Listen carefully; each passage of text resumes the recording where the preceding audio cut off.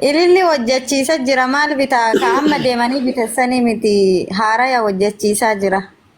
Dizaayinii uffata isaati ilaalee. Waan akkasiitu dhufe. Hin beektu qo'eet. Wallah hin beeku. Akkasii beramma waan akkasii kana dhufe. Dizaayinii uffata uffadhuu fi dizaayinii uffata inni uffatuuti ilaalanii akkasii hojjechiisaa jiranii bira. Akkas taanaan lafan jirtu. Maaltu ishii eega kaayyoon kee as keessaa bahu taate maaltu waan akkanaatti qorachiise ati haadha dhiiratti ilmi keetuu fuudha ga'e maaltu waan kanatti qorachiise akka dubartii amma reef gana lafaa dhufaa jirtu. Maali bere qoratuu miti bere waan argaa jirru waan miidiyaa irratti argu malee qoratuu fi miti. Ani yoo dhugaa dubbadhe karoora as keessa heerumullee hin qabu. Ilmi kiyyaa maannaan jedha boo ilma fuudhetiin ka'ee gana amma dhiira lammataa ammallee as keessatti yaadu saniinumaa karoora akkasii hin qabu. Ani qaldimaaf qoosamaaf jedha malee. Waan miidiyaa kanarra deddeemaa jirru bere uffatuma isaaniitiin ilaalleetiin akkasitti abaaboo jedhaa jira malee maalitti godha yaaboo hundi isiituu tokko makaas keessa jirtu. Wanti garaagarummaa qabu hin jiru. Mucaa keetitti fuutee kaatee heerumuu adda? Ani hawwiin kiyya inshaallah firaa'oliin kiyya haafizil qura'aanni akka naa ta'u barbaada. Ayyee. Bakka guddaa yoo inni naa ga'e akkasitti sanuu yoo rabbi biyya kana keessaa na baase maaliif taareen heerumaanillee obboleessa fidaafi. Jechuun atillee heerumuun bareeduma. Dhagaa mucaan quraana haffateetiin guddatutti fuudhuun heerumuun barbaadu jechuudha. Heerumuun barbaadu haga bakka firaa'oliin kiyya bakka ga'utti bakka inni ga'e ilaalutti argutti.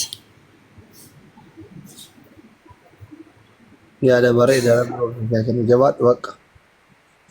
Waggaa mucaan waggaa afurma waggaa shan seera.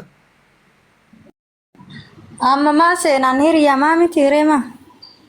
Waggaa shanii maarree waggama kuraantu seefe waggama kuraan dhoofsita. Kura shanitti dirqama fuudhee sirraa bayuu qaba bakka.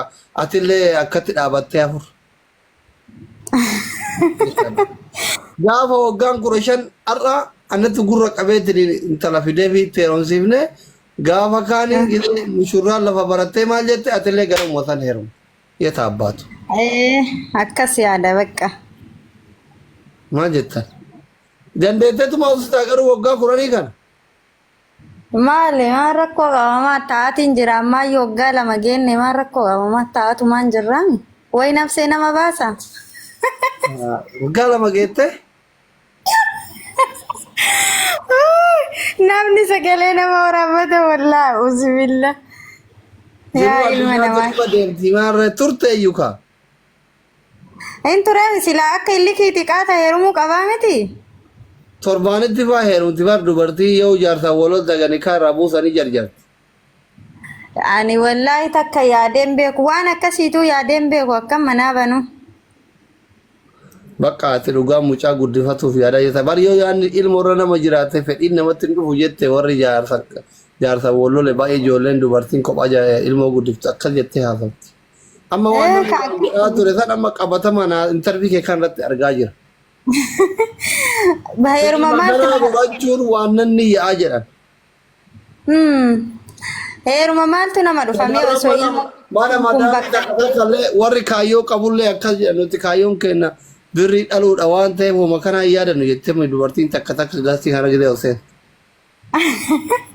Ka warra heerumin maal waan waliin beekneef amma kee kunna amansiisaa jira haasaa duraan shamarri warri kaayyoo qabu minaamini kunnatti haasawu kee kana wal bira qabu na amansiisaa.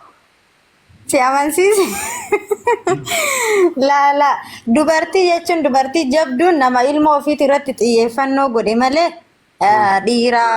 dhiira nama miitu yookiin illikii nama tokkootiif jedhanii waan nan taanetti seenuu mataa kee jeequu waan hin barbaanneef xiyyeeffannoo ilma ofiit irratti godhatte taana wanti kamiinuu ni dhufa dabaree hin qabu.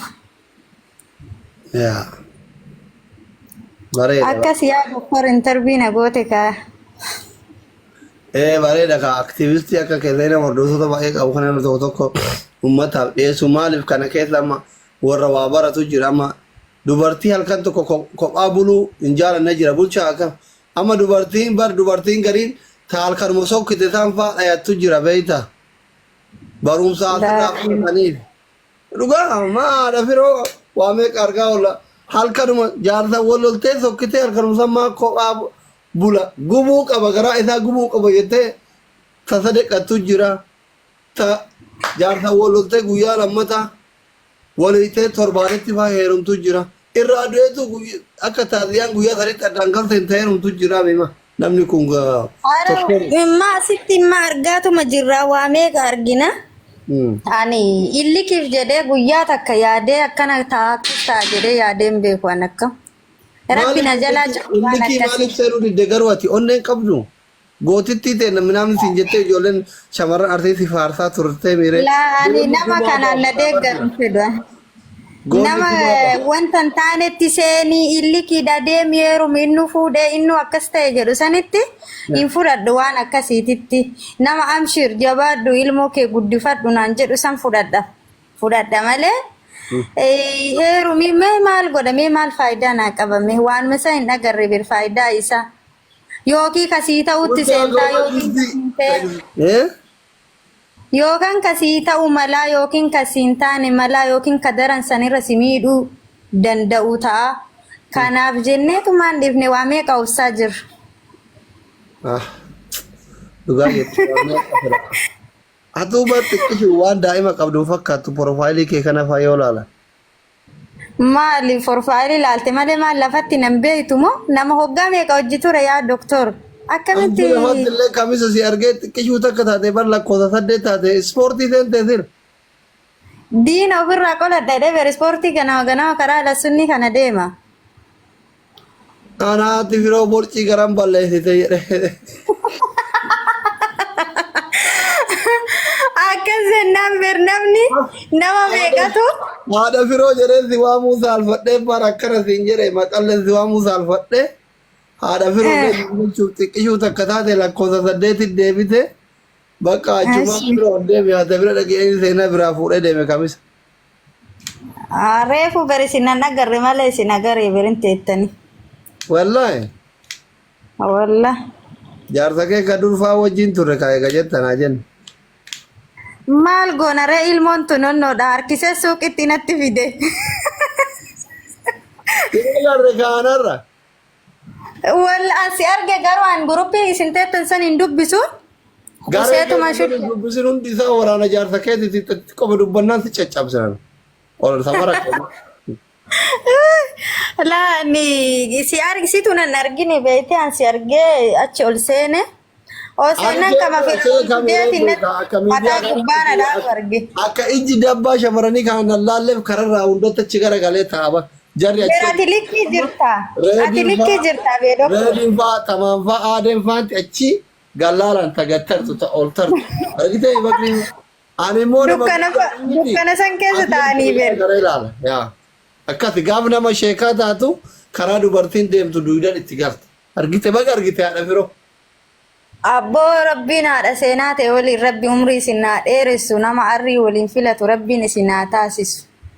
Laa hin dabaladha shari'aan egaa furii takka laalee artii keessaa dabaladha maal jetta ijoolleen shamarran kenna ka artiillee takka nu dabalu nu dabalu yaa jiran. Ani kana keessa hin jiru. Ati wajjin nyaannee hiriyyummaa midhaan keessa kana dhiisi takka haa dabaladhu ka'e. Yoo hiriyyummaa taate gisee inni narra dabalatu sammaa ustan. No jechuun hin usne baay'ee qabsaayaa turre amma hin dadhabne hunduma kenna ol ta'ee gurbaan nu harka amallaxee baay'een ammaan haa dabaladhu takka. Ani kana keessa hin jiru haadha seenatii wali bu'uun fedhu yoo isaan si eeyyamte rakkoon qabu.